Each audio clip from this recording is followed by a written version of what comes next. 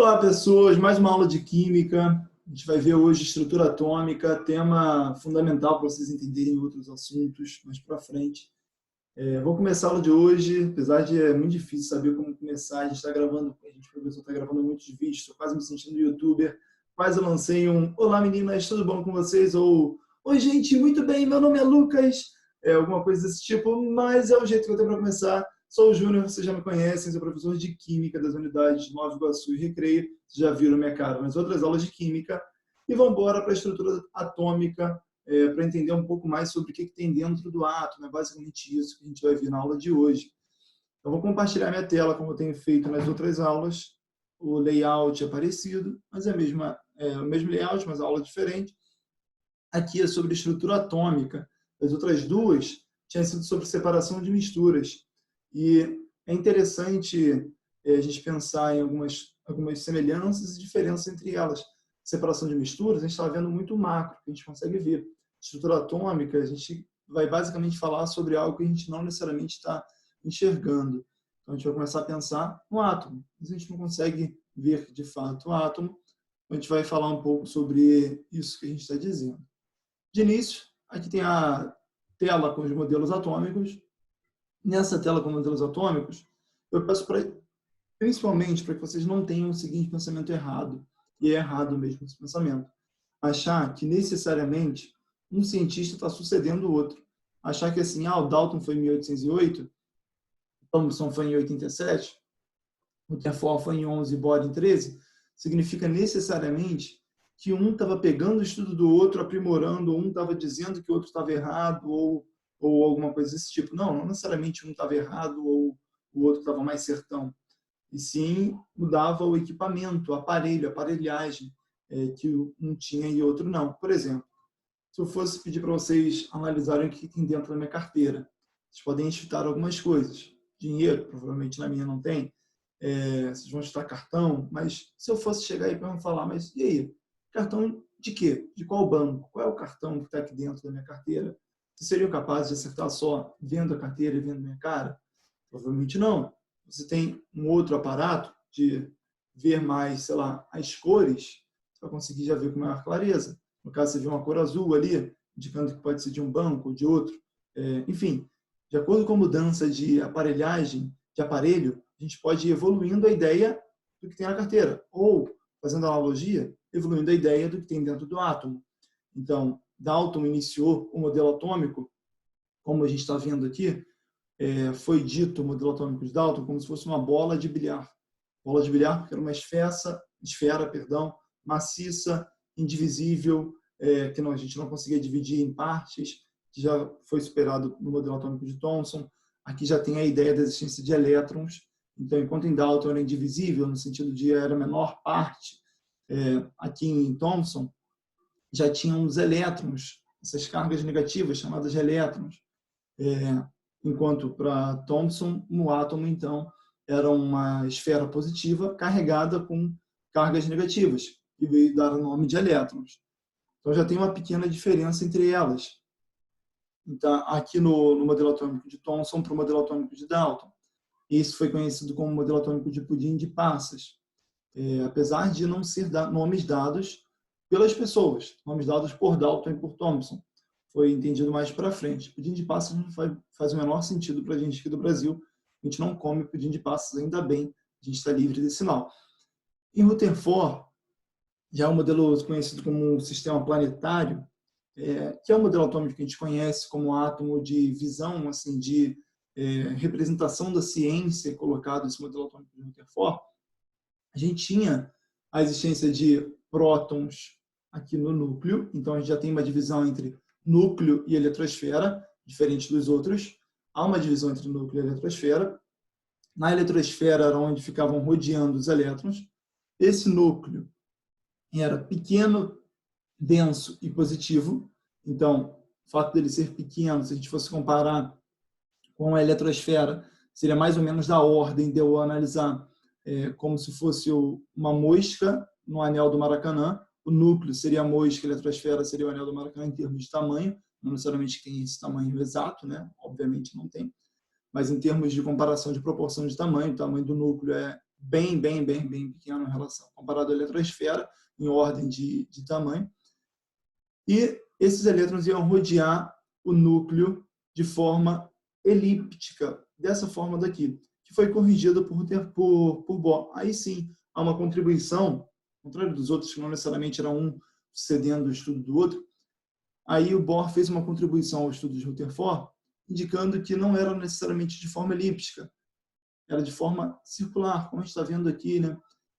Isso daqui possibilitaria com que, de forma elíptica, podia ser que os elétrons, de acordo com o que fossem rodando, fossem perdendo energia e se aproximassem do núcleo, e colapsaria o núcleo. Não poderia acontecer. Então, a primeira contribuição de Bohr foi essa, de forma circular. Outra foi que essa eletrosfera, região onde tem os elétrons, tinha quantização de energia. Então, eu tinha o primeiro nível onde os elétrons estavam, o segundo nível, o terceiro, e eram 7 níveis de energia, e esses níveis eram quantizados. De acordo com que ia aumentando o nível, a quantidade de energia aumentava também.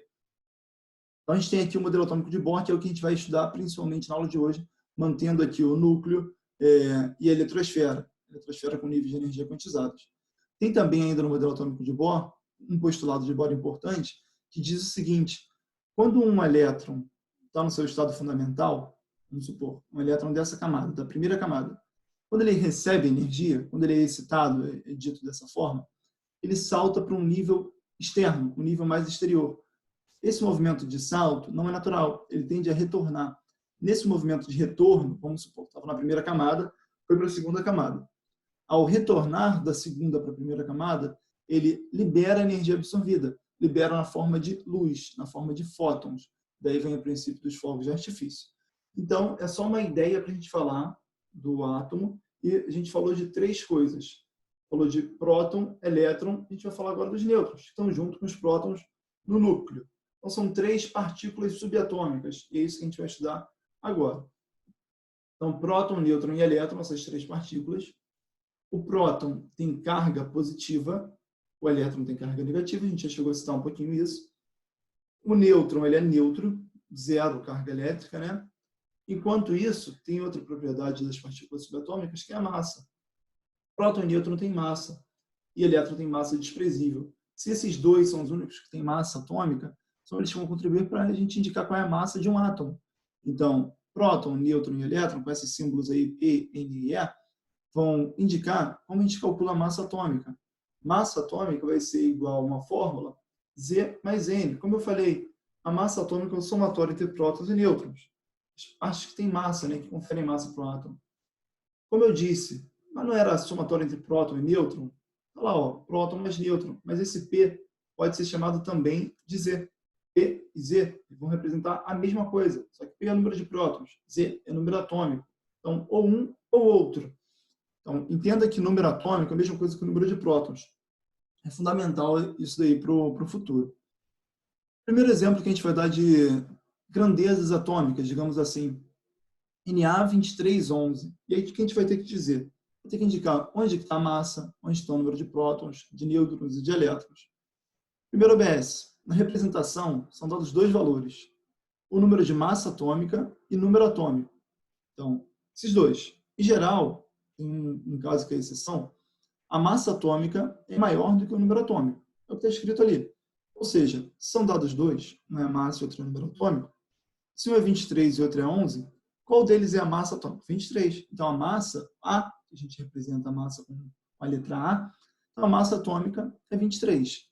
E o número de prótons, ou número atômico, é outro valor, é 11. E o número de nêutrons, como eu calculo? Como eu acho isso? Pela fórmula, né? E o número de elétrons? Olha, em átomos neutros, aqui está nêutrons, mas na realidade é neutros. Em átomos neutros, o número de prótons é igual ao de elétrons. Ou seja, se eu tenho 11 cargas positivas, se um átomo é neutro, a gente vai ver quando não é um átomo neutro, quando é um íon. Se um átomo é neutro, tem 11 prótons e vai ter também 11 elétrons. Então está lá, ó, número de elétrons igual a 11. De novo, a gente já falou do número de prótons, de massa e de elétrons. E de nêutrons. Fórmula. A igual a P mais N. Se a massa é 23, o número de prótons é 11, é somatório entre próton e nêutron para chegar à massa? Quanto que falta aí de massa? Faltam 11 para chegar a 23? 12. número de nêutrons é 12. E esse outro exemplo, perdão, aqui já fomos nesse exemplo, nesse outro do ferro, ferro 56,26. Mais uma vez, dois valores são dados, massa e número de prótons. A massa normalmente é o maior. Qual é a massa ali no caso? 56. E o número de prótons, ou número atômico, é o 26, o outro número. Número de elétrons, se está com um átomo neutro, ali é um átomo neutro, não é um íon. E íon é quando tem carga mais e menos aqui indicado, não tem nada indicado assim. Se tivesse assim, ó, ferro, vou botar a caneta aqui, ferro mais. Aí sim, nossa senhora, aí sim seria um átomo que não é neutro, que é um íon. Aí pode ser um cátion, ou pode ser um ânion, a gente vai ver um pouco sobre isso. Ou seja, se é átomo neutro, o número de elétrons vai ser igual a 26. E por que o número de nêutrons ali foi 30? 30 porque massa é próton mais nêutron. Se o número de prótons é 26, se a massa é 56, para chegar a 56 faltam 30 nêutrons. 26 mais 30 dá 56 de massa. Certo? E é bom que a gente veja a representação. A representação de um átomo normalmente é assim, ó, X, átomo X, A, Z. A massa está aqui em cima normalmente, e o número atômico está aqui embaixo normalmente. Digo normalmente porque tem a tabela periódica. Na tabela periódica a coisa já muda um pouco de figura. E aí sempre tem uma legendinha na tabela periódica. A gente vai aprender um pouco sobre isso quando a gente falar de tabela nessas aulas. Então tá lá. Normalmente nessa representação, em nível de prova, massa está lá na esquerda superior, e número atômico, número de prótons está lá na esquerda inferior. Eu falo normalmente porque pode ser que na sua prova o seu professor coloque de uma forma diferente. Então tenha em mente que normalmente a massa é maior do que o número de prótons. Eu falei que tem um caso que não vai ser, né? Vou mostrar que caso é esse. Hidrogênio 1, 1. E aqui nesse caso, qual é a massa atômica? 1. E o número de prótons? 1. Ou seja, significa que nesse caso a massa não é maior do que o número de prótons, é igual ao número de prótons. E dessa forma, como eu sei qual é a massa, não precisa saber. Assim, os dois são iguais, né? Então, a gente não tem necessidade de ficar distinguindo. Nesse caso, é o caso onde a massa não é maior do que o número de prótons. Em geral, como eu disse, a massa é maior do que o número de prótons, porque se a massa somatória de próton é nêutron, não tem como eu ter nêutron negativo. Não tem como eu ter 20 prótons, menos 2 nêutrons e a massa ser 18. Concorda comigo no meu pensamento matemático? Não dá para isso acontecer. Enfim. A representação é essa. E vamos para íons. E um íon só é formado quando acontece ganho ou perda de elétron. Então tem aqui X mais, Y menos. X mais e Y menos significa que esses dois são íons. Tem carga sobrando ali no caso. E só aconteceu nesse caso a formação desses íons porque rolou ganho ou perda de elétron. Saiba que elétron é carga negativa. Lembra disso.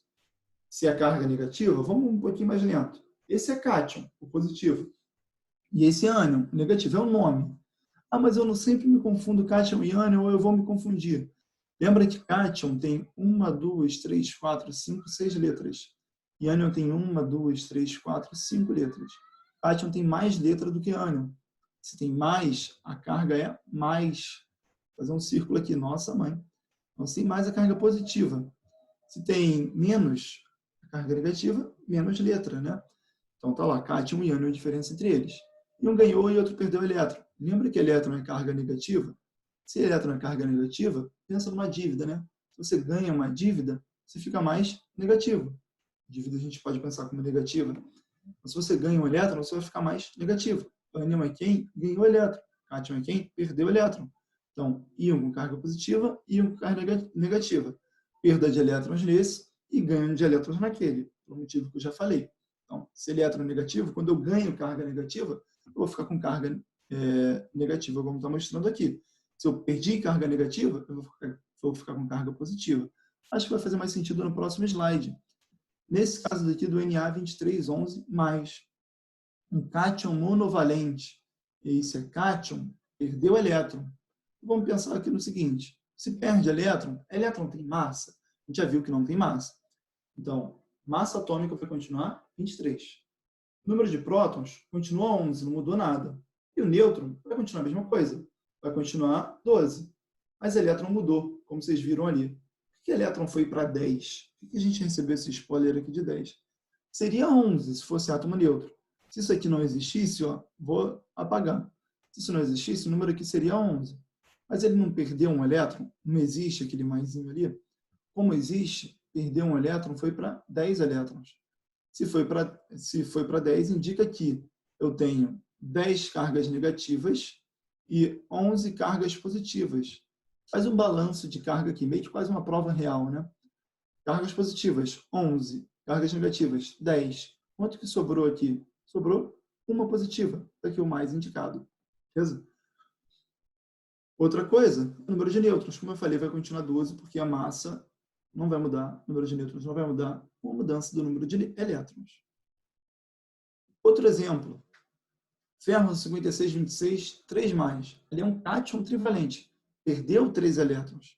Se perde elétron, não muda nada na massa. Continua 56. Não muda nada no número de prótons, no número atômico. Continua 26. O número atômico, gente, é importante que a gente diga isso, é digital do átomo, é o que identifica o átomo. Então, sempre os átomos de ferro vão ter número atômico igual a 26. Não pode, para o mesmo átomo de ferro, mudar o número atômico.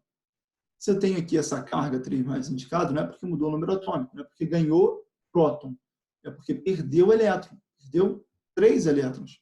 É um cátion trivalente. Trivalente porque era com 3 elétrons perdidos, 3+. O outro era monovalente, era só um maisinho, né? Seria 26 se não existisse isso. Ó. Se não existisse esse 3+, o número de elétrons seria 26, igual ao de prótons, só que existe. Ou seja, o número de elétrons vai ser igual a, ali indicado, 23. Perdeu 3 elétrons, seria 26. Perdeu 3, ficou com 23. Balanço de carga, 26 positivas e 23 negativas. Fez o contrapôs as duas, sobrou o quê? Sobraram 3 positivas. Tá? Então aqui, 3 positivas sobrando. Como eu disse, o número de nêutrons não vai mudar nada. 56 de massa, 26 de número atômico. 26 mais 30 é igual a 56. Representação normalmente é lá. O A e o Z, a massa e a carga vai estar indicada aqui na nossa direita superior. Para finalizar, aqui o fósforo. Aqui é um ânion trivalente. Da mesma forma que era um cátion trivalente, é um ânion trivalente. Se fosse ânion bivalente, seria 2 menos, né? Um ânion bivalente. Poderia ser chamado de divalente também. Significa que ganhou 3 elétrons. Se ganhou 3 elétrons, vai ficar dessa forma daqui. A massa se mantém a mesma, 31. O número de prótons ou número atômico está aqui embaixo. Os dois valores, um é a massa, é o maior. O outro é o número atômico, o número de prótons, que é igual a 15. O número de nêutrons é próton mais nêutron igual a massa. Se aqui é 31 e aqui é 15, qual é o número que vai somar com 15 para chegar a 31? 16. O número de nêutrons, eu já guardei isso. E o número de elétrons? Se ele ganhou 3 elétrons, é 15, seria 15 no estado fundamental. Quando ele ganha 3 elétrons, vai para 18. Então, 16 número de nêutrons e 18 número de elétrons. Faz o balanço de carga, eu vejo que tenho 18, cargas negativas e 15 cargas positivas. Sobraram 3 cargas negativas. Está aqui, ó, 3 menos evidenciado lá. Ok? É isso que eu tinha para falar para vocês em relação a essa parte de atomística, que é o tópico que a gente vai falar, estrutura atômica, que a gente pode chamar. E a gente pode mostrar ainda, eu vou recomendar para vocês que vejam, essa animação do FET Colorado. Mais uma vez, estou indicando esse site. E você pode brincar um pouco com isso. Você pode ir lá colocar próton, nêutron, e ver qual é a massa, por exemplo. Ver aqui que tem 2 de massa. Mas esse aqui é um átomo neutro ou é um íon? É um íon com carga positiva. Eu tenho um próton e não tenho elétron. Quando eu coloquei aqui mais um elétron, é um átomo neutro, de fato. Se eu coloco mais um nêutron, não está mudando em nada na carga, mas está aumentando a massa. Passou de 2 para 3. Passou de 3 para 4 agora. Repara que os nêutrons e os prótons vão ficar no núcleo. Você pode vir aqui e brincar sem o tempo que vocês quiserem. Quando eu coloco mais um elétron, virou um íon com carga negativa. Se eu coloco mais um próton, repara o que acontece aqui na nossa direita. Sai de hidrogênio, vai sair de hidrogênio para um novo elemento químico, para hélio, porque o número de prótons é o que define o átomo.